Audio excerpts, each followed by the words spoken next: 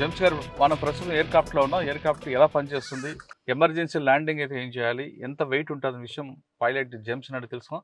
James గారు, ఇప్పుడు మనం ప్రస్తుతం ఎయిర్క్రాఫ్ట్లో ఉన్నాం. ఫస్ట్ ఏ విధంగా ఇంజిన్ ఆన్ అవుతుంది? ఇది నార్మల్ Take off అవ్వాలంటే ఏం 2-3 మెథడ్స్ ఉంటుంది.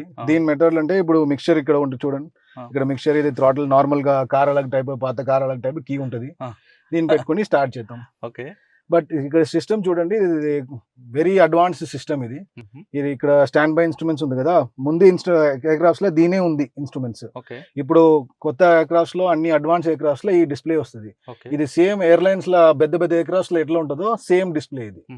సో ట్రాన్సిషన్ అంటే ఇక్కడ ట్రైనింగ్ చేసిన తర్వాత ఎయిర్లైన్ వెళ్ళాలంటే ఇది మంచి ఈజీగా ఉంటుంది. దానికి నేర్చుకున్న వాళ్ళకి, స్టూడెంట్స్ కి బెనిఫిట్ బెస్ట్ ఇది.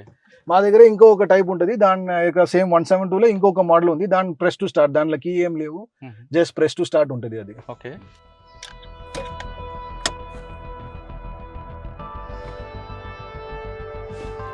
ఫస్ట్ వన్ స్టార్ట్ అయినప్పుడు సీట్ బెల్ట్ పెట్టుకున్న తర్వాత ఆన్ చేయాలా?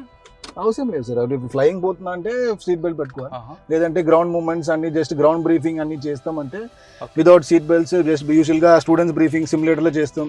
లేదంటే ఇప్పుడు స్టార్ట్అప్ ప్రొసీజర్ కి ఎక్స్ప్లెయిన్ చేయాలంటే ఒక మాస్ బ్రీఫింగ్ పెడతాం, అట్లా చేస్తాం. ఓకే, చేయండి.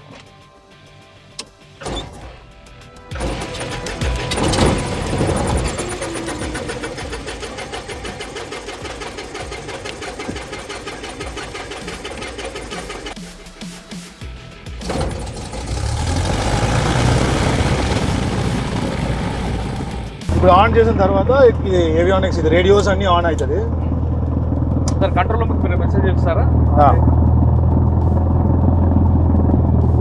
ATC మెసేజ్ వస్తుందా? వస్తుంది సార్. ఒక